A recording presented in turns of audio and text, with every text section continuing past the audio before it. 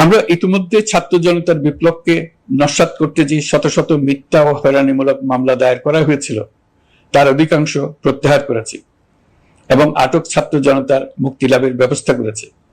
পর্যায়ক্রমে মিথ্যা ও গায়েবী সকল মামলার ক্ষেত্রে অনুরূপ ব্যবস্থা গ্রহণ করে মানুষকে দুঃসহ ভোগান্তি থেকে মুক্ত করা হবে। ন্যায় বিচার নিশ্চিত করতে গণ অভ্যুত্থানের সকল শহীদ পরিবারকে পুনর্বাসন করবে। সকল আহত শিক্ষার্থী ও জনতার চিকিৎসার সম্পূর্ণ ব্যয় সরকার বহন করবে। সেই লক্ষ্যে স্বাস্থ্য মন্ত্রণালয়ের নেতৃত্বে উপদেষ্টা পরিষদে বৈষম্য বিরোধী ছাত্র আন্দোলনের প্রতিনিধিত্বকারী 2 জন উপদেষ্টার সহায়তায় একটা পূর্ণাঙ্গ তালিকা প্রস্তুত করা হচ্ছে। এই কার্যক্রমের জন্য এবং গণ অভ্যুত্থানের শহীদদের স্মৃতি ধরে রাখতে সরকার অতি দ্রুত জুলাই গণহত্যা স্মৃতি ফাউন্ডেশন নামে একটি ফাউন্ডেশন প্রতিষ্ঠা করার প্রক্রিয়া শেষ পর্যায়ে এনেছে। আপনাদের সবার এবং বিদেশে অবস্থানরত ভাই বোনদের অনুদান এই প্রতিষ্ঠানে পাঠানোর জন্য অনুরোধ করছি।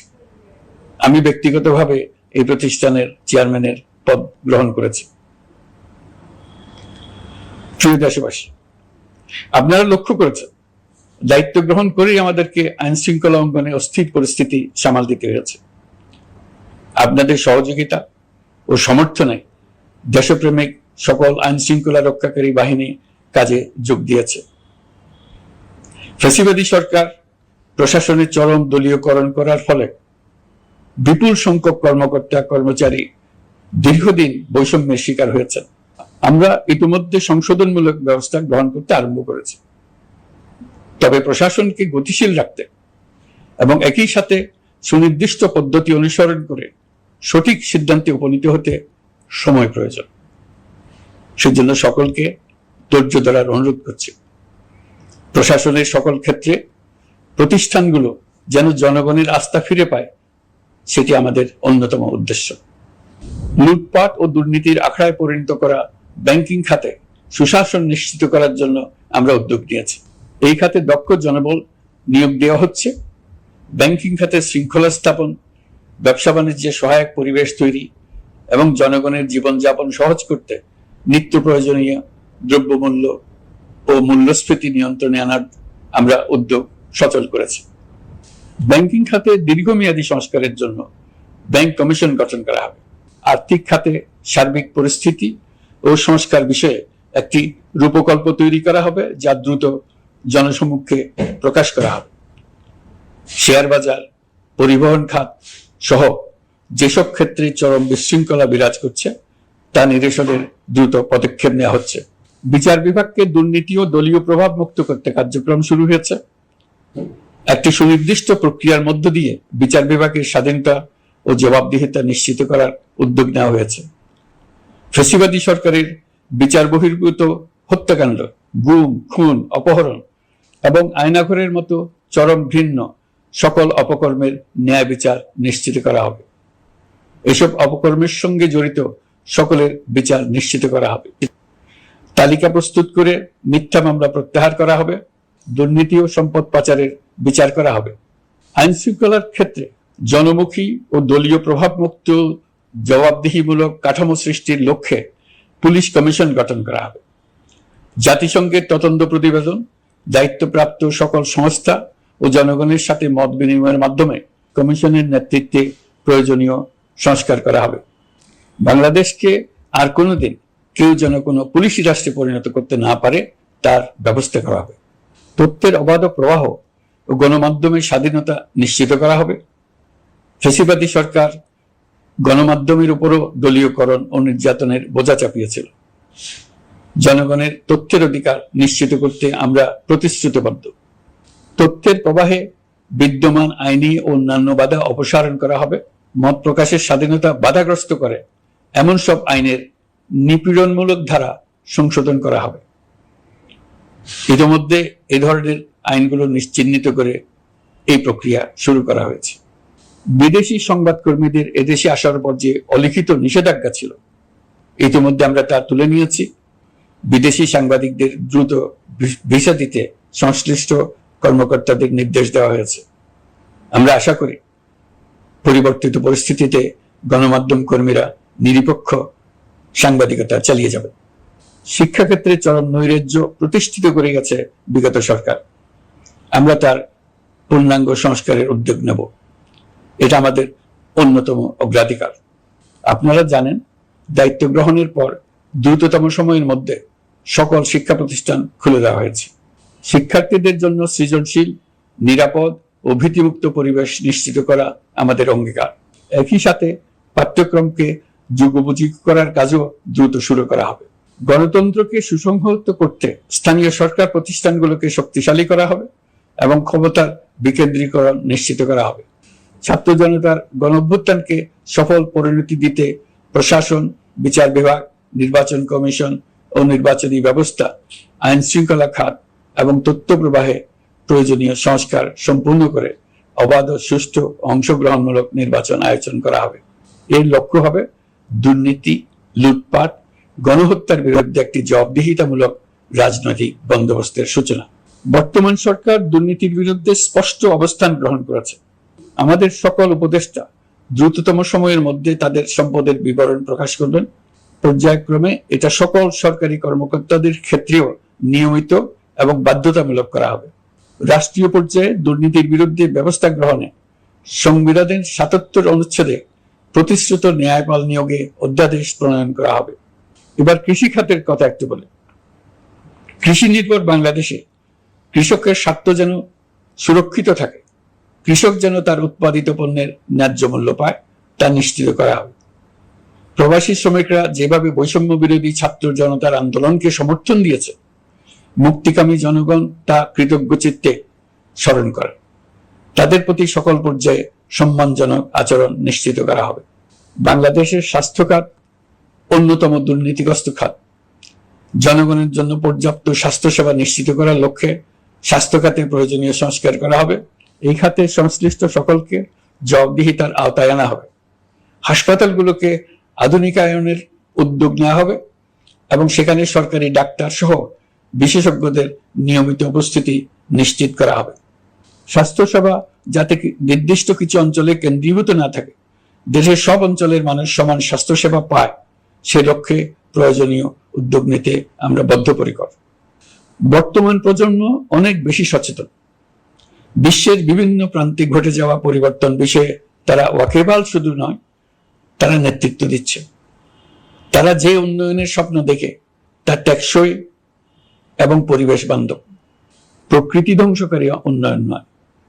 শুধু জিডিপি একটি দেশের উন্নয়নের মাপকাঠি হতে পারে না। নদী, নালা, খাল বিল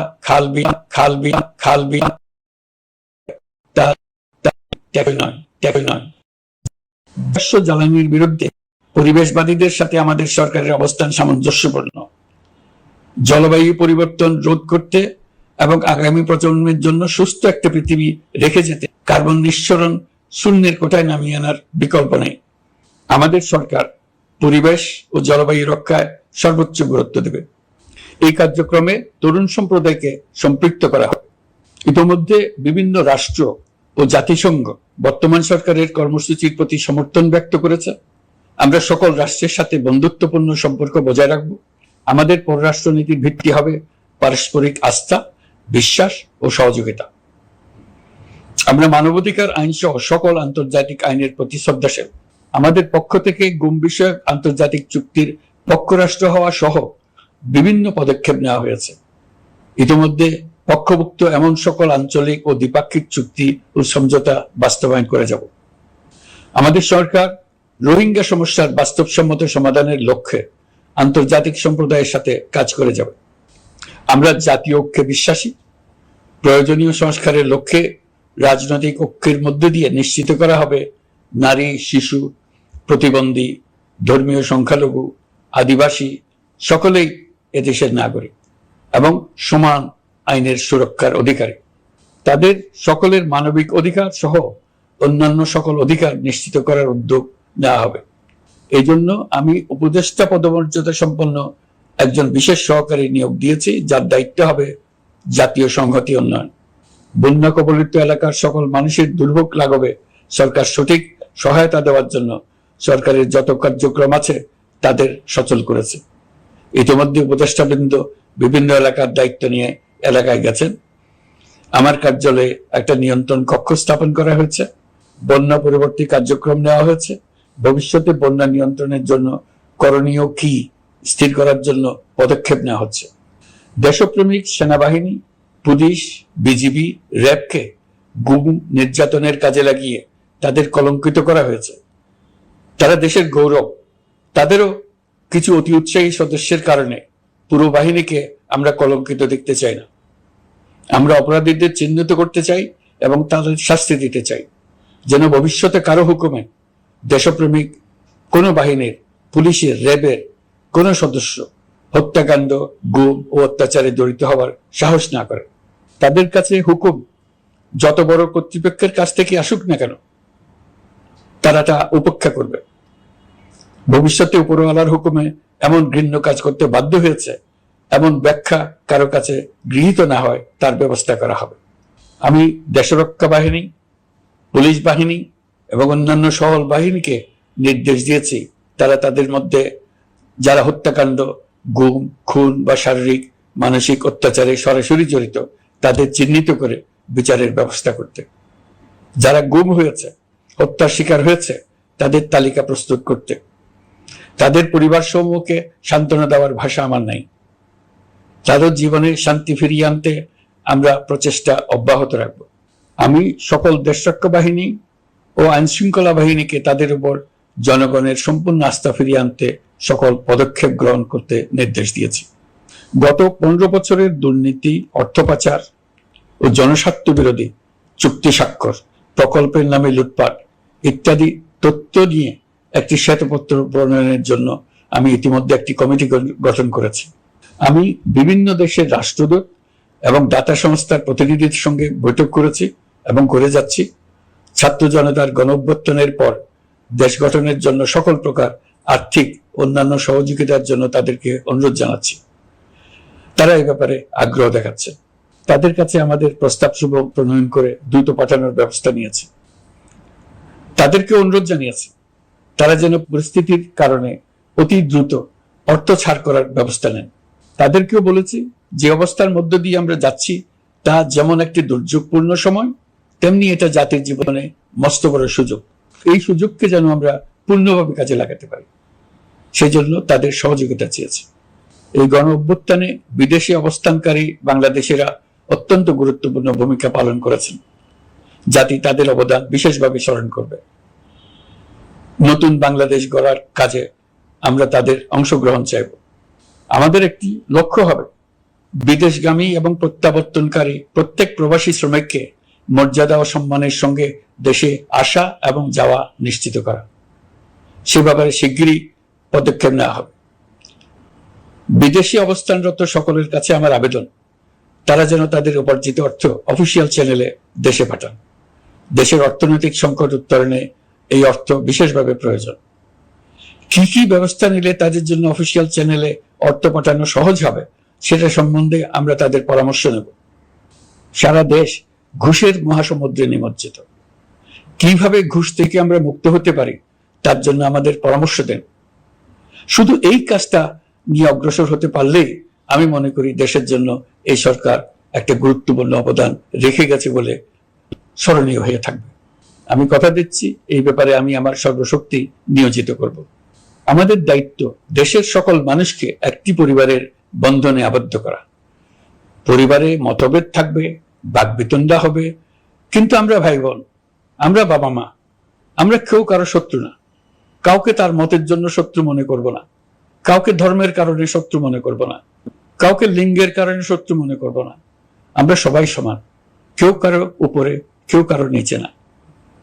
এই ধারণা আমরা জাতীয় জীবনের সর্বক্ষেত্রে প্রতিষ্ঠিত করতে চাই। একটা বিশেষ ব্যাপারে আমরা আপনাদের সহযোগিতা চাচ্ছি। আমাদের দায়িত্ব গ্রহণের পর থেকে প্রতিদিন সচিবালয়ে, আমার অফিসের আশেপাশে, শহরের বিভিন্ন স্থানে সমাবেশ করা হচ্ছে। গত 16 বছরের অনেক দুঃখ কষ্ট আপনাদের জমা আছে, সেটা আমরা বুঝি। আমাদের যদি কাজ করতে না দেন, তাহলে দুঃখ ঘোচানোর সকল পথ বন্ধ হয়ে যাবে। আপনাদের কাছে একান্ত অনুরোধ, আমাদের কাজ করতে দেন। আপনাদের যা চাওয়া তা লিখিতভাবে আমাদেরকে দিয়ে যান।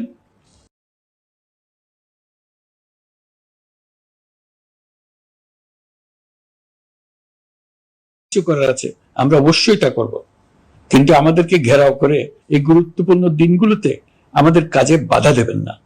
সবাই মিলে তাদের বোঝান তারা যেন এই সময়ে তাদের অভিযোগের প্রতি দৃষ্টি আকর্ষণের জন্য আমাদের দৈনন্দিন গুরুত্বপূর্ণ কাজে বাধা না দেন। একটা বিষয়ে সবাই জানতে আগ্রহী, কখন আমাদের সরকার বিদায় নেবে? এটার জবাব আপনাদের হাতে। কখন আপনারা আমাদেরকে বিদায় দেবেন? আমরা কেউ দেশ শাসনের মানুষ নই। আমাদের নিজ নিজ পেশায় আমরা আনন্দ পাই। দেশের সংকটকালে ছাত্রদের আহ্বানে আমরা এই দায়িত্ব গ্রহণ করেছি। আমরা সমস্ত শক্তি দিয়ে দায়িত্ব পালন করব। আমাদের উপদেষ্টা মণ্ডলীও এই লক্ষ্যে উদ্বুদ্ধ হয়ে সবাই মিলে একটা টিম হিসেবে কাজ করে যাচ্ছি। কখন নির্বাচন হবে সেটা সম্পূর্ণ রাজনৈতিক সিদ্ধান্ত, আমাদের সিদ্ধান্ত নয়। দেশবাসীকে ঠিক করতে হবে আপনারা কখন আমাদেরকে ছেড়ে দেবেন।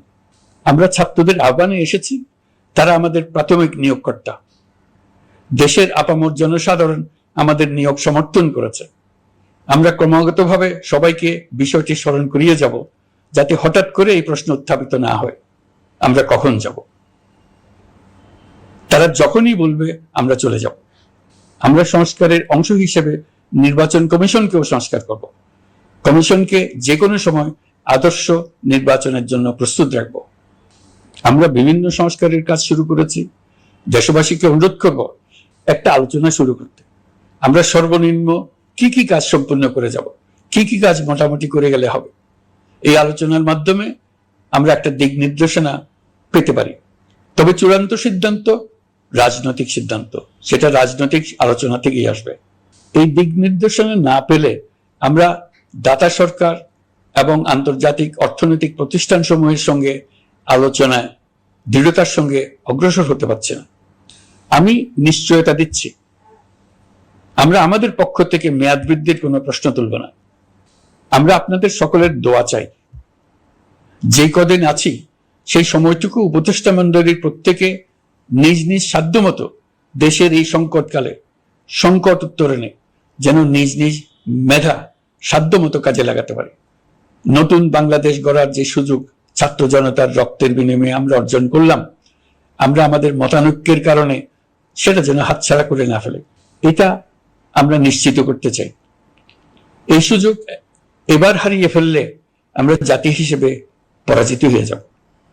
শহীদ, আহত এবং জীবিত ছাত্র জনতার কাছে আমরা প্রতিজ্ঞাবদ্ধ থাকতে চাই। আমরা এই অর্জনকে কিছুতেই হারিয়ে যেতে দেব না। যে সুযোগ তারা আমাদেরকে দিয়েছে তার মাধ্যমে আমাদের দেশকে পৃথিবীর একটি শ্রদ্ধেয়, সকল দিকে দৃষ্টান্ত স্থাপনকারী দেশে পরিণত করতে আমরা শপথ নিয়েছি। সবশেষে আবারও আমাদের দেশের সকল মানুষ, শিশু, কিশোর কিশোরী, তরুণ তরুণী, বয়স্ক, বৃদ্ধ, নারী, পুরুষ সবার কাছে দোয়া চাইছি যেন আমরা আমাদের সকলের স্বপ্ন বাস্তবায়নে সফল হই। আল্লাহ আমাদের সহায় হন, আমাদের সবার মঙ্গল করুন।